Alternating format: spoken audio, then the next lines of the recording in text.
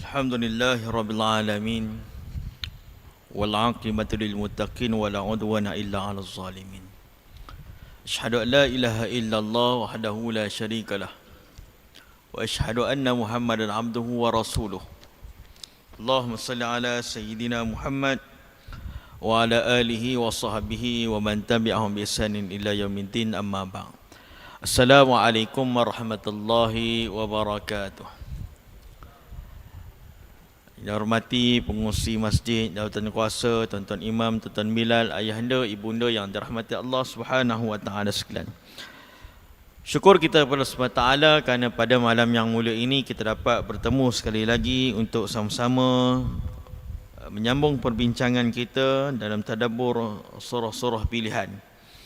Pada pertemuan yang lepas kita bincangkan sebahagian daripada surah yang disebutkan sebagai surah Al-Ma'un.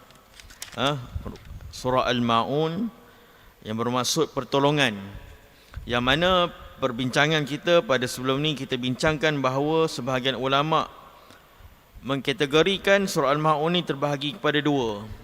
Antara disebut oleh Ibn Abbas yang menyatakan bahawa sebahagian daripada surah Al-Ma'un ini turunnya di Mekah, dan sebahagian yang lain menyatakan 4 ayat berikutnya merupakan ayat-ayat yang turun di Madinah kerana konotasi ataupun penerangan ayat tersebut merujuk kepada demografi penurunan surah. Yang mana sebagai ulama menyatakan bagaimana kisah yang berlaku kepada Abu Sufyan dan juga Al-As bin Wa'il, yang sifat mereka buat kenduri, beri makan, sedangkan mereka ini tidaklah memberi makan melainkan untuk kepentingan peribadi. Dan Allah Subhanahu wa taala memerli mereka ini, membuka mata kepada orang-orang Quraisy di Mekah yang menyanjung sebahagian besar tokoh-tokoh Quraisy. Abu Jahal, Abu Lahab, Abu Sufyan awalnya merupakan tokoh-tokoh agama, kerana mereka lah yang menjaga Baitullah Al-Haram. Mereka lah yang serve orang menunaikan haji. Mereka lah yang menyediakan pakej-pakej untuk orang-orang sekitar Mekah untuk melaksanakan ibadah haji kepada penduduk-penduduk sekitar Jazirah Arab ketika itu. Imej mereka dikenali sebagai orang-orang yang membawakan agama itu sendiri. Dan mereka declare mereka merupakan orang-orang yang menyambung leluhur daripada Nabi Allah Ibrahim alaihissalam. Kemudian pada ayat ini Allah SWT menjentik pemikiran orang-orang Quraisy. Ketika mana Allah SWT menanyakan soalan, ara'aital ladzi yukazzibu binin, hai manusia, wahai masyarakat Arab, tidakkah kamu melihat orang-orang yang mendustakan agama? Ketika mereka terpersona dengan imej yang ditonjolkan oleh pembesar-pembesar Mekah ketika itu, yang cuba menyembunyikan hasrat dan juga niat mereka sebenarnya bukan untuk menjaga Mekah, tetapi meraih keuntungan daripada perniagaan menunggang agama yang dilakukan oleh pembesar-pembesar Mekah ketika itu. Kemudian Allah SWT menjentik pemikiran masyarakat Arab untuk melihat betul-betul. Allah SWT bertanya menggunakan isim istifham, ara'aital ladzi yukazzibu biddin, ai manusia, apakah kamu tidak melihat orang-orang yang mendustakan agama? Kita bincangkan sebelum ini yang mana Allah SWT sebutkan dua ciri, menjelaskan dua ciri orang yang mendustakan ad-din, iaitu yang pertama fazalikal ladzi yad'ul yatim, iaitu orang yang menindas anak yatim. Yang kedua wala yahuddu ala ta'amil miskin, tidak menggalakkan orang memberi makan kepada orang miskin. Adakah dua ciri ini saya letak lebih daripada itu? Ciri-ciri orang mendustakan agama ini terbahagi kepada dua. Ini disebutkan oleh Imam Fakhr Razi. Yang pertama, kata Imam Fakhr Razi, daripada sudut tindakan, iaitu mereka menindas anak yatim. Ada dua ciri yang Allah SWT sebut jelas dalam surah ini, fazalikal ladzi yad'ul yatim, tindakan mereka ialah menindas anak yatim. Yang kedua, kata Imam Fakhr Razi, daripada sudut tidak mengambil tindakan, iaitu mereka tidak memberikan apa-apa bantuan kepada orang-orang yang memerlukan, malah mereka berkempen agar bantuan tidak diberikan. Jadi orang yang mendustakan agama dalam dua ayat pertama yang kita bincangkan sebelum ini, yang pertama dia buat, iaitu apa? Bersifat kasar kepada anak-anak yatim. Yang kedua, dia tidak buat apa-apa. Orang minta derma ke, orang minta sumbangan ke, dia tak buat apa-apa. Kita bimbang kita terkena pada orang yang kedua ni. Kita bimbang kita terkena pada orang yang kedua ni. Wala yahuddu ala ta'amil miskin, iaitu tidak menggalakkan orang memberi bantuan kepada fakir miskin. Walaupun hari ini kita berhadapan dengan krisis kepercayaan, trust deficit, yang mana pelbagai kes yang kita tengok pada hari ini, orang yang menggunakan agama, yang menggunakan mahat tahfiz, yang menggunakan masjid dan surau untuk meraih keuntungan, untuk menipu orang lain. Kita pun ragu-ragu, ini betul tak betul ni. Ini cabaran pada zaman fitnah pada hari ini. Tetapi pada masa yang sama, ketika mana kita yakin kita tengok orang ni boleh dipercayai dan sebagainya, kita kena sama-sama untuk fastabiqul khairat, bersegera melakukan kebaikan dengan sama-sama memberikan bantuan. Saya ceramah di satu masjid, tuan-tuan. Saya ingat tazkirah Jumaat. Ketika itu saya bacakan sebuah hadis Nabi, la yu'minu ahadukum, tidak beriman kamu sehingga mana kamu mengasihi saudara kamu ma yuhibbu li nafsihi, seperti mana kamu mengasihi diri kamu sendiri. Dalam hadis Imam Nawawi nukilkan dari Imam hadis 40, Nabi kata tidak beriman kamu kalaulah kamu tidak mengasihi saudara kamu seperti kamu mengasihi diri kamu sendiri. Saya kaitkan dengan peristiwa bagaimana saudara-saudara kita di Palestin, tanggungjawab kita, tuntutan kita sebagai saudara Islam. Biasalah tuan-tuan, yang mampu kita berikan bantuan, yang termampu. Ada orang tanya, dah Ustaz, adakah kita nak beri belaka pada orang Palestin, dah orang sini tak bagi ke? Dia tanya macam tu tuan. Nak beri belaka ke pada orang Palestin tu, dah sini orang Malaysia ni nak tinggal gitu je? Soalan tak betul dah. Soalan tu tak betul dah tuan. Kalau kita mampu kita beri, tak mampu jangan kita memperlekehkan. Jangan kita memperlekeh. Sebab tu jangan surah apa yang mana Allah SWT menempelak orang-orang yang ada yang bersedekah dengan sepotong kurma, segenggam kurma. Orang Quraish kata apa? Takkan nak kurma pun nak bagi ke? Orang tanya, kurma kamu nak bagi ke? Kurma buruk pun nak bagi ke? Ini sifat mempertikaikan. Sebab tu di antara ciri yang mendustakan agama, satu, dia bertindak dengan kasar kepada orang-orang yang memerlukan. Yang kedua, dia tak buat apa-apa. Dia berdiam diri, dia simpan duit dia, disimpan tenaga dia, simpan tak buat apa-apa. Kata Imam Fuqarazi, daripada sudut tidak mengambil tindakan, iaitu mereka tidak memberikan bantuan kepada yang memerlukan, malah tidak berkempen agar bantuan itu tidak diberikan. Tak buat apa-apa, kan? Malah memperlekehkan lagi. Apabila kita memahami dua bahagian ini, fahamlah kita bahawa ciri-ciri orang mendustakan ad-din bukan sahaja tertakat pada dua ciri tersebut, kan? Itu perbincangan kita pada sebelum ni. Baik. Ayat yang kedua mengaitkan tentang anak yatim dan orang miskin, kan? Ayat yang 4 ke 5 pula memperkatakan tentang ibadah solat. Apakah hubungannya? Ini menarik ni. Kata pengarang, ketika mana ayat yang kedua dan ketiga, fazalikal ladzi yad'ul yatim wa la yahuddu ala ta'amil miskin, Allah sambung fawailul lil musallin, maka celakalah bagi orang-orang yang menunaikan salat, alladzina hum an salatihim sahun, iaitu orang-orang yang lalai dalam salat mereka. Baik. Daripada Ibn Abbas radhiyallahu anhuma katanya, firman Allah Taala fawailul lil musallin, maka celakalah bagi orang-orang yang menunaikan salat. Beliau berkata, mereka adalah golongan munafik yang menunjuk ibadah salat mereka apabila orang beriman hadir dekat dengan mereka, dan golongan ini meninggalkan salat jika ketiadaan orang-orang yang beriman, malah menghalang daripada pinjaman kepada orang-orang beriman kerana benci kepada mereka. Inilah yang dikatakan ayat-ayat menceritakan tentang orang-orang Islam di Madinah berhadapan dengan orang munafik.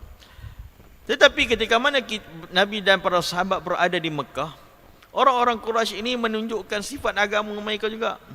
Mereka seolah-olah rajin menunaikan solat dengan agama yang telah diselewengkan oleh Nabi Allah Ibrahim alaihissalam, menunjukkan mereka lah yang menjaga agama yang diwarisi oleh Nabi Allah Ibrahim alaihissalam. Baik, kita tengok apa kaitan.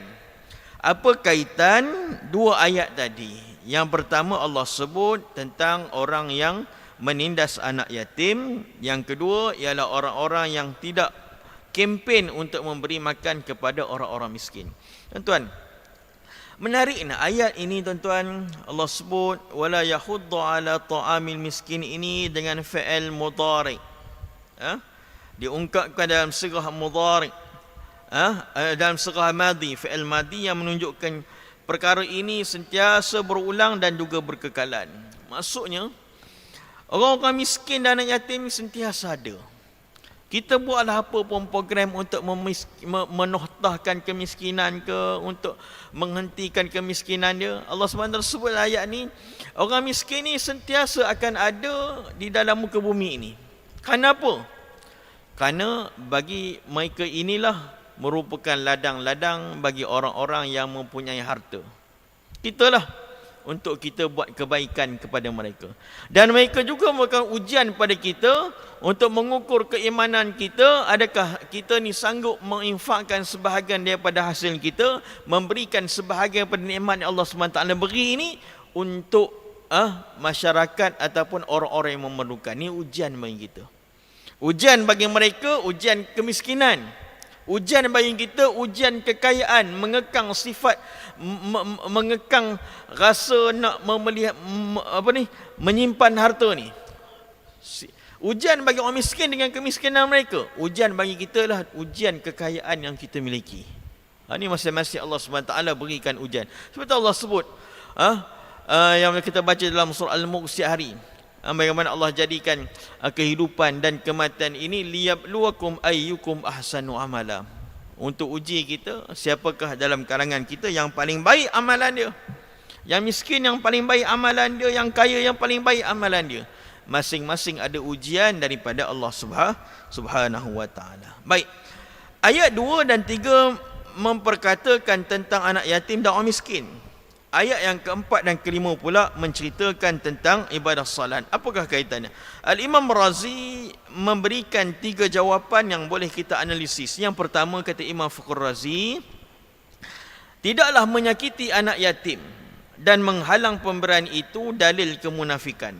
Dia kata yang menyakiti anak yatim dan menghalang memberikan makan orang miskin ni, iaitu dalil kemunafikan.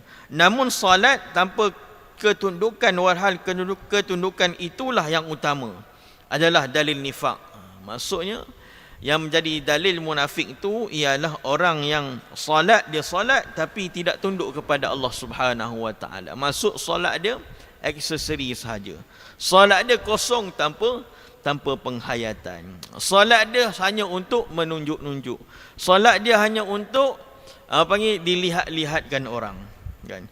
Itulah ini kerana menyakiti anak yatim dan menghalang pemberian itu hubungan manusia. Adapun salat adalah khidmat kita kepada pencipta. Ini kata Imam Razi, anak yatim dan juga orang miskin itu ialah hubungan kemanusiaan, hubungan kita dengan manusia, sedangkan salat itu ialah hubungan kita dengan pencipta.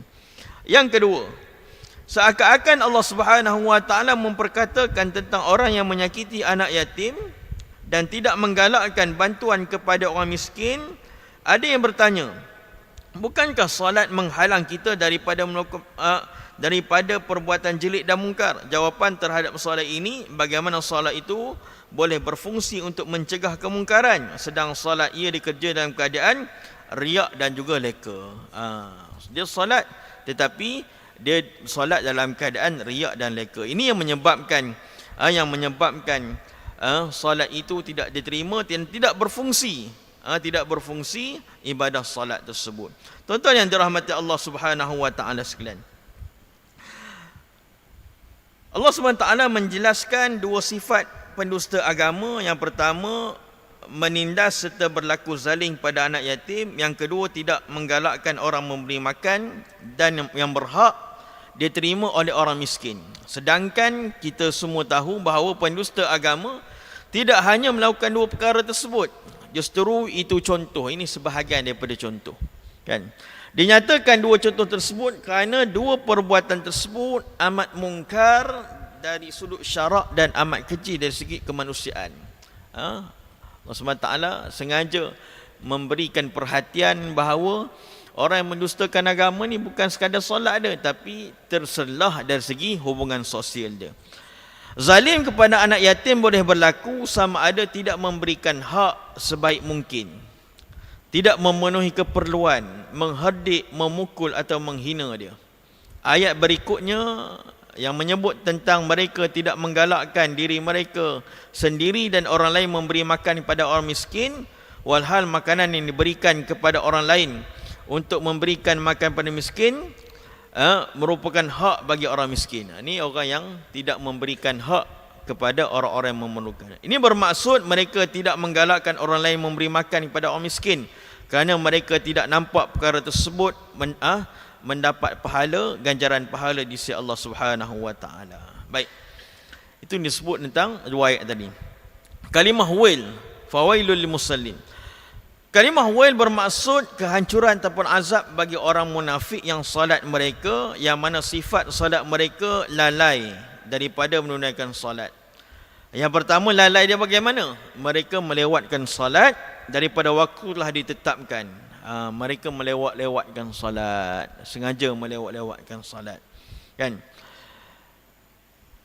Daripada waktu ditetapkan kerana meremehkan alasan tersebut. Kalau dia kerja, halailah, tapi kerana meremeh-remehkan salat. Ibn Abbas berkata, ini adalah orang yang bersalat tanpa mengharapkan pahala dan meninggalkan salat kerana tidak takut azab Allah SWT. Dia salat, dia tak nak pahala. Malah dia tinggalkan salat itu kerana tidak takut azab Allah SWT. Lain kita terlupa, tuan-tuan. Kalau terlupa, kita kembali cepat-cepat qada, cepat-cepat salat. Ni sebahagian orang ni, dia tak solat kenapa? Memang dia tak takut azab Allah Subhanahu wa taala. Tak berasa takut dengan azab Allah Subhanahu wa taala. Abu Aliyah berkata mereka tidak bersolat mengikut waktu, tidak menyempurnakan rukuk dan tidak menyempurnakan sujud.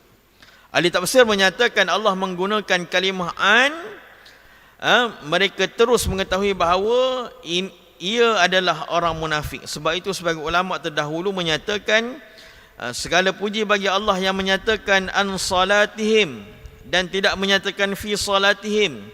Sudah tentu ia untuk orang beriman, dengan maksud orang yang beriman yang lalai dalam solat mereka dan tidak fokus melakukan solat. Beza antara orang lalai dalam solat dan lalai dalam menunaikan solat. Kealpaan orang munafik ialah meninggalkan solat, tak ambil peduli tentang solat dan sibuk sehingga tidak menunaikan solat. Ini orang yang lalai dalam solat mereka. Orang beriman apabila lupa lantas solat.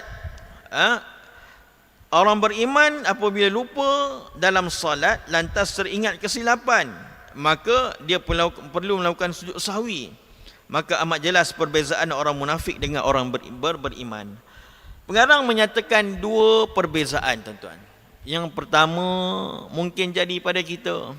Kadang-kadang kita terlupa, kan? Kat solat inilah ingat kunci, ingatlah letak mana dompet dan sebagainya. Kita terlupa. Adakah kita solat dalam keadaan sahun? Kita kurang khusyuk, kan?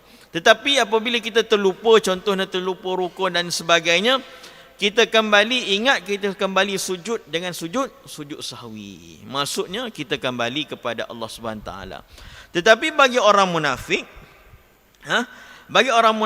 dia meninggalkan solat dan tak peduli. Dia tak peduli. Betul ke, sah ke, batal ke, yang penting dia akan buat bila orang tengok, bila orang tak tengok dia tak buat. Ini beza di antara orang yang beriman dan juga orang yang tidak beriman. Bila tuan-tuan yang dirahmati Allah Subhanahu wa taala. Yang ketiga, kata Al-Imam Fakhr Razi, yang mengaitkan di antara orang yang sifat hubungan sosial dengan orang-orang yang tidak menunaikan salat dengan khusyuk ini, kata Imam Fakhr Razi, seakan-akan Allah Subhanahu wa taala menjelaskan tindakan mereka yang menyakiti anak yatim dan tidak menggalakkan bantuan pada orang miskin telah mengurangkan perasaan simpati mereka sama manusia. Menariknya pada ayat ini Allah highlight dulu hubungan sosial. Hubungan sosial yang bermasalah. Dia tak baik dengan jiran, dia tak baik dengan keluarga, dia tak baik dengan masyarakat. Ini merupakan manifestasi ataupun ciri-ciri orang yang tidak baik daripada dalam dia. Daripada dalam ni tak baik dah, iaitu hubungan dengan Allah SWT. Dan Allah SWT tunjukkan, Allah highlightkan hubungan sosial dulu. Orang ni, dia ni tidak menggalakkan orang buat baik. Orang ni menghardik anak yatim. Sebenarnya ciri-ciri orang ni ialah apa?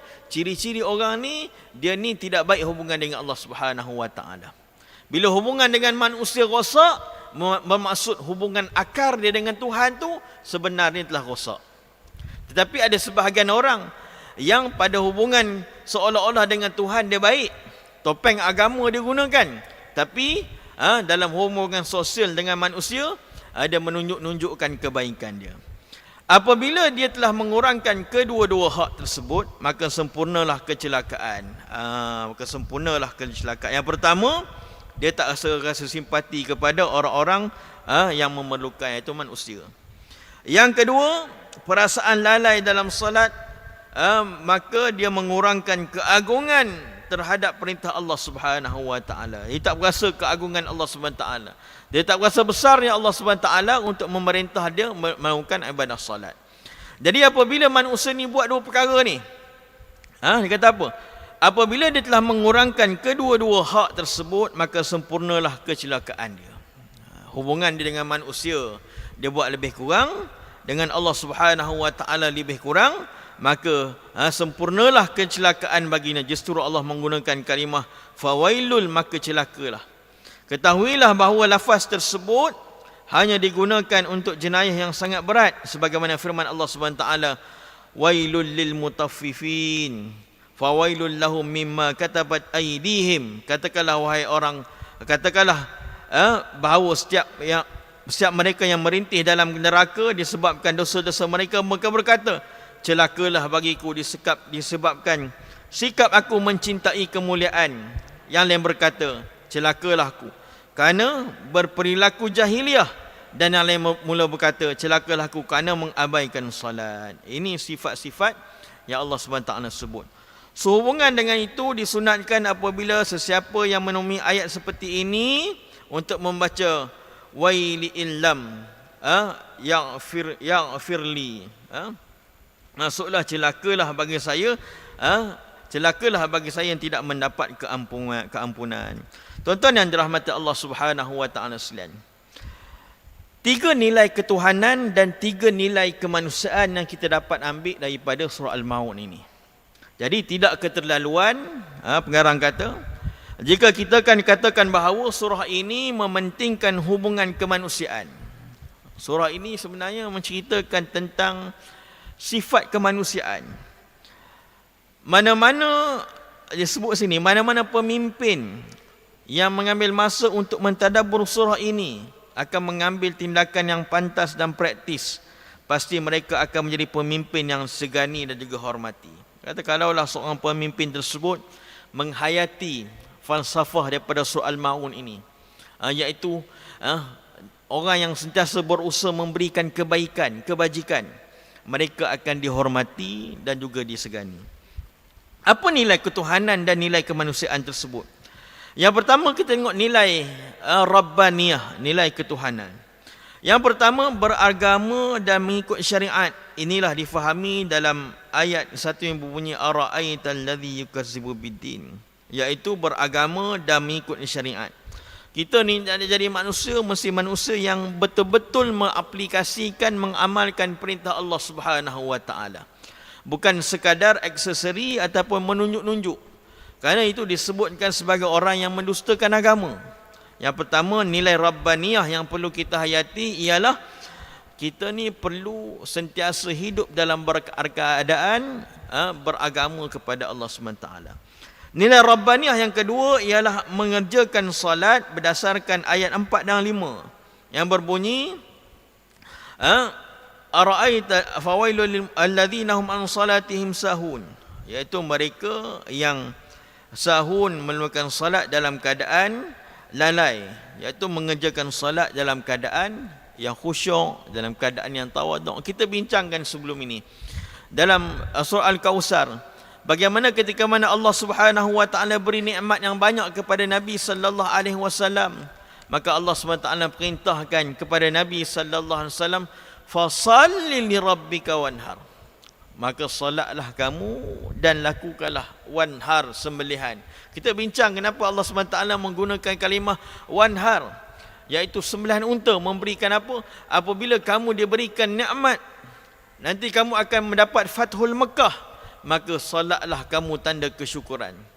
Mengabdikan dirilah kamu kepada Allah SWT tanda kesyukuran. Janganlah kamu riak wanhar, maka berilah kebaikan dan juga kebajikan. Tuan-tuan yang dirahmati Allah Subhanahu wa taala sekalian, nilai Rabbaniyah yang ketiga yang disebutkan oleh pengarang ialah mengerjakan salat dan mana-mana amal kebaikan dengan penuh keikhlasan, bukan menunjuk-nunjuk kepada orang lain berdasarkan ayat yang ke-6, alladzina hum yuraun, yang mana mereka ini menunjuk-nunjuk. Nilai Rabbaniyah ke-6 ialah kita ni buat amal, mesti amal kita ikhlas kepada Allah Subhanahu wa taala. Inilah cabaran dalam dunia sosial hari ini. Masing-masing kita nak menunjukkan kebaikan yang kita buat. Tambah-tambah hari ini kita tengok bagaimana orang ni gila dengan like, gila dengan view dan sebagainya, sehingga mana ibadah pun dia nak menunjuk kepada orang lain. Berapa ramai kita tengok yang kat Mekah, tuan-tuan, pergi menunaikan haji, letak telefon depan apa? Letak telefon dekat depan depan dia semayang. Semayang depan telefon. Live, tuan-tuan, live, semayang live. Nak tengok bagi orang like. Kemudian berdoa, buatlah menangis sikit. Nak suruh apa, tuan-tuan? Kita semayang ni nak tengok Allah lihat ataupun orang lihat. Ini manusia hari ini.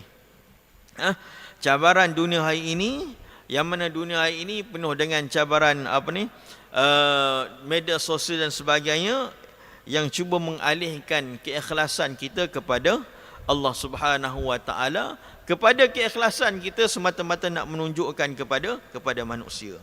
Kan?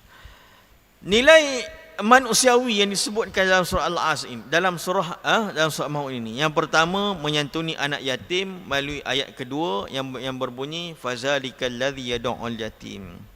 Kalau ada peluang, tuan-tuan, mungkin anak saudara kita di kalangan anak yatim, mereka lah orang yang utama yang perlu kita berikan kebaikan. Kadang-kadang kita ni banyak kebaikan yang kita berikan kepada tempat-tempat lain, tapi kita lupa. Anak saudara kita sendiri anak yatim, kita tak berikan kebaikan kepada mereka, tidak berikan bantuan kepada mereka. Jagalah anak yatim. Yang kedua, berbudi kepada orang miskin melalui ayat yang ketiga, wala yahuddu ala ta'amil miskin. Maka berilah makan kepada orang-orang miskin. Ini merupakan nilai kemanusiaan yang digarapkan oleh Allah Subhanahu wa taala untuk kita sama-sama menjadi manusia yang mempunyai nilai insaniah dalam kehidupan mereka. Yang ketiga, jangan menghalang hak orang yang difahami melalui ayat yang ketujuh, wa yamna'unal ma'un, janganlah kamu menghalang orang-orang memberikan kebaikan. Bila kita tak mampu buat baik, jangan kita halang orang lain untuk buat baik, kan? Kadang masjid buat program macam-macam, kan? Kita tak berkenan, kita jangan pelekeh. Kalau kita tak mampu untuk buat program tersebut, jangan kita pelekeh, kan? Sebab tu kata Allah SWT sebut wa yamna'unal ma'un, jangan kamu menghalang orang buat kebaikan. Ni kadang-kadang orang lain nak buat kebaikan, kita ni nak menghalang, kita nak menggagalkan. Lebih malang lagi, kita menggagalkan perkara tersebut. Hal ini memberikan sikit sebanyak keyakinan kepada kita bahawa orang yang menjaga hubungan dengan Allah SWT, termasuk sentiasa mengikhlaskan diri beribadah kepada Allah, pasti akan menjadi manusia yang ada sifat peri kemanusiaan dan juga suka menghulurkan bantuan. Tuan-tuan yang dirahmati Allah Subhanahu wa taala sekalian, pengajaran yang kita boleh ambil daripada surah Al-Maun ini, yang menyatakan tentang yang pertama, pendusta agama sifat dia ialah akhlak yang buruk. Walaupun penampilan dia, kita tengok penampilan dia baik, penampilan dia kemas, penampilan dia imej-imej agama dan sebagainya, antara sifat mereka ialah membiarkan anak yatim dan tidak memberikan hak dan tidak suka membantu orang miskin. Justru memberikan bantuan kepada golongan tersebut adalah sebahagian daripada tuntutan agama. Ini tanggungjawab agama, tuan-tuan, untuk kita sama-sama membantu orang-orang yang memerlukan. Yang kedua, kita boleh ambil pengajaran daripada surah ini ialah bersolatlah di awal waktu. Jadikan solat sebagai ibadah yang paling manis dalam menghadapi masalah. Kadang-kadang kan, bagaimana kita menghadapi masalah, mana ubatnya ialah salat. Wasta'inu bis sabri was salah. Mintalah pertolongan daripada Allah Subhanahu wa taala bis sabri was salah, dengan sabar dan juga salat. Bila kita ujian, kadang-kadang kita boleh sabar, kan? Tapi lebih indah lagi apabila kita diberikan ujian, kita melakukan salat kepada Allah Subhanahu wa taala. Dan waktu yang paling dekat hamba dengan Tuhannya ialah ketika mana? Sujud. Maka perbanyakkanlah salat. Dan waktu yang paling dekat dengan kita, dengan Allah Subhanahu wa taala, ialah waktu kita dalam salat. Maka memperbanyakkan kita pada salat. Tuan-tuan yang dirahmati Allah Subhanahu wa taala sekalian, surah Al-Maun ini merupakan surah yang orang panggil mengingatkan kita, menegurkan kita dari segi jentikan daripada Allah Subhanahu wa taala untuk kita melihat diri kita, adakah kita termasuk dalam golongan orang-orang yang mendustakan agama secara halus, kan? Secara tidak sedar, seolah-olah kita memperolok-olokkan agama. Dan lebih malang lagi, Allah SWT menarik perhatian kita, adakah kita termasuk dalam kalangan orang-orang yang disebutkan sebagai golongan munafik.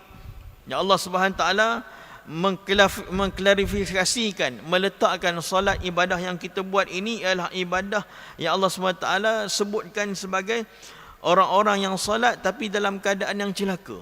Ini yang lebih malang pada kita. Justru marilah sama-sama di antaranya kita memperbaiki kualiti ibadah solat kita, kan?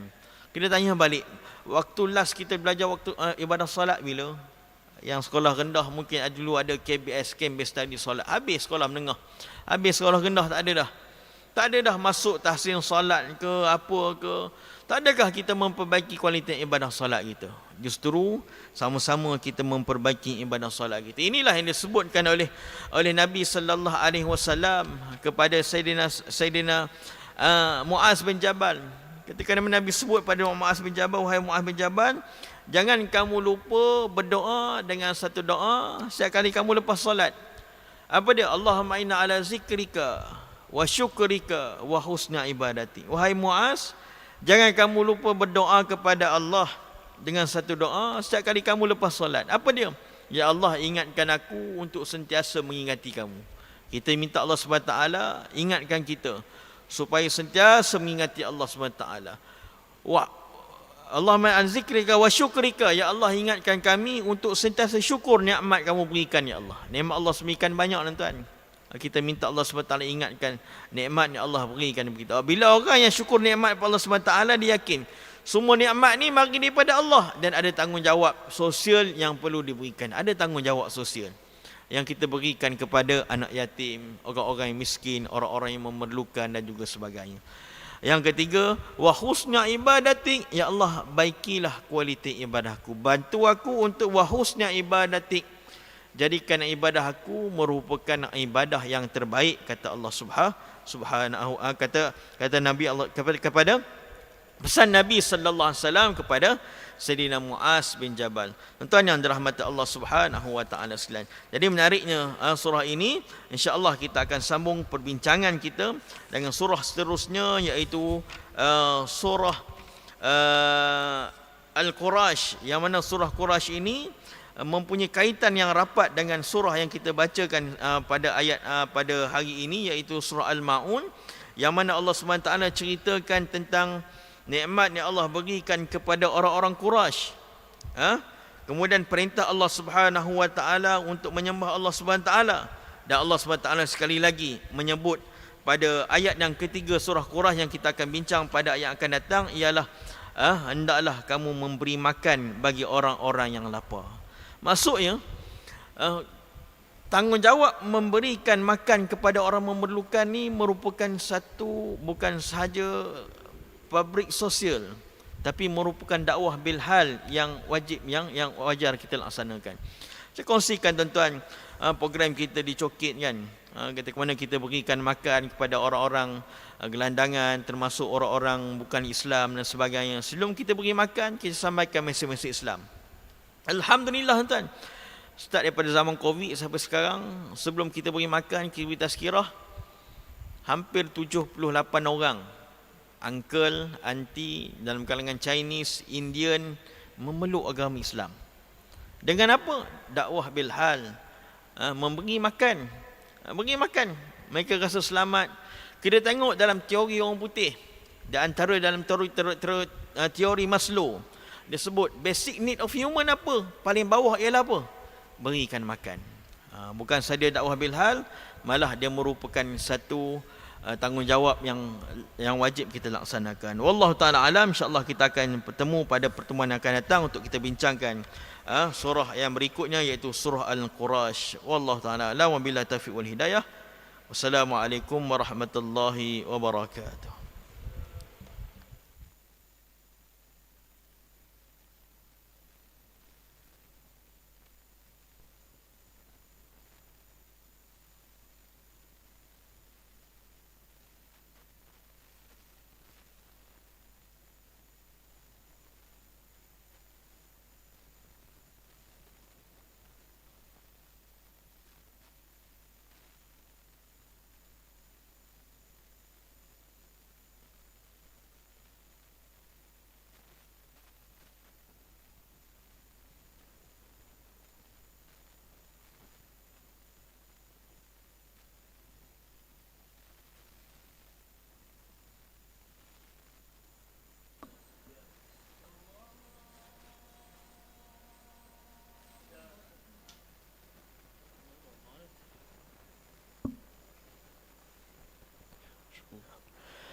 الله أكبر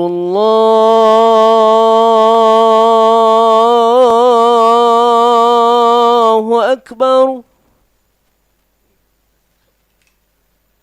أكبر الله أكبر أشهد أن لا إله إلا الله أشهد أن محمدا رسول الله. الله أكبر الله أكبر الله أكبر الله أكبر الله أكبر الله أكبر الله أكبر الله أكبر الله أكبر الله أكبر الله أكبر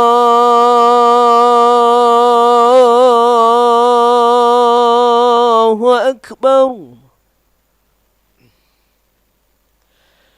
أشهد أن لا إله إلا الله أشهد أن محمدا رسول الله. الله أكبر. أشهد أن لا